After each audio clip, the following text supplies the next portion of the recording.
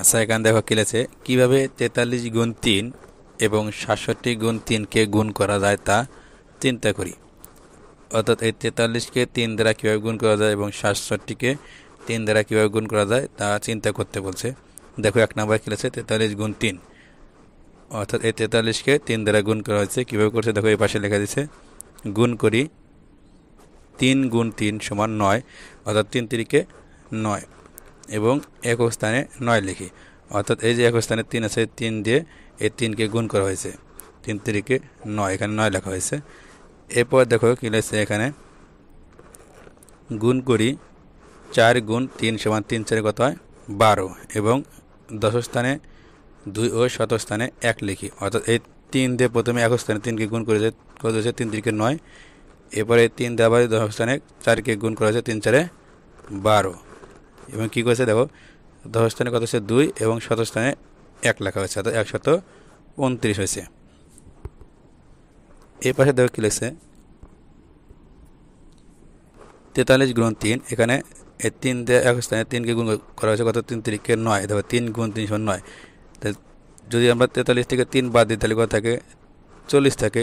তাহলে 43 এই 3 দিয়ে 3 গুণ করেছে, 3 তিরিকে 9 হয়েছে, তাহলে বাকি আছে কত 40। এই দেখো 40 গুণ 3, তাহলে কত হয় দেখো, এই 3 দিয়ে 40 গুণ করে কত হয় 3 0 0 3 4 12, 120।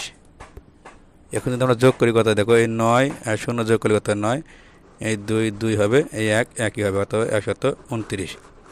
দেখো এখানে যদি আমরা এই 40 আর 3 যোগ করি কত হয়, এই 3 আর 0 যোগ করে 3 আর 4 4 43, অর্থাৎ এই 43 গুণ 3। তাহলে এভাবে গুণ করতে হবে। এরপর দেখো 67 গুণ 3, এটা কিন্তু এই আগেরটার মতোই করতে হবে।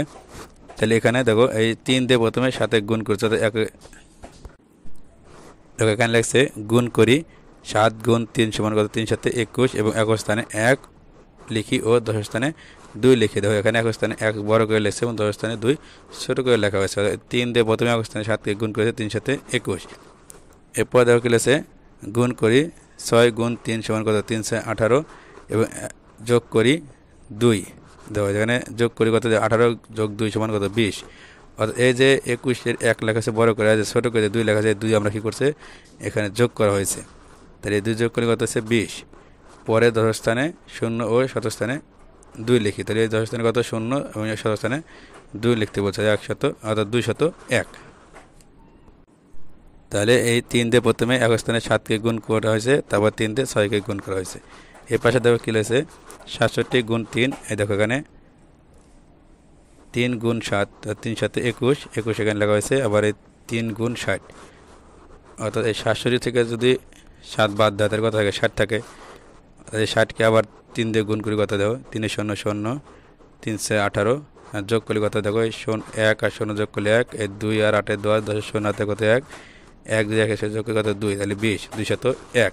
আর যদি এই 7 আর 60 যোগ করি কত দেখো, 0 আর 7 যোগ করলে 7, এই 6 6 67, অর্থাৎ 67 গুণ 3।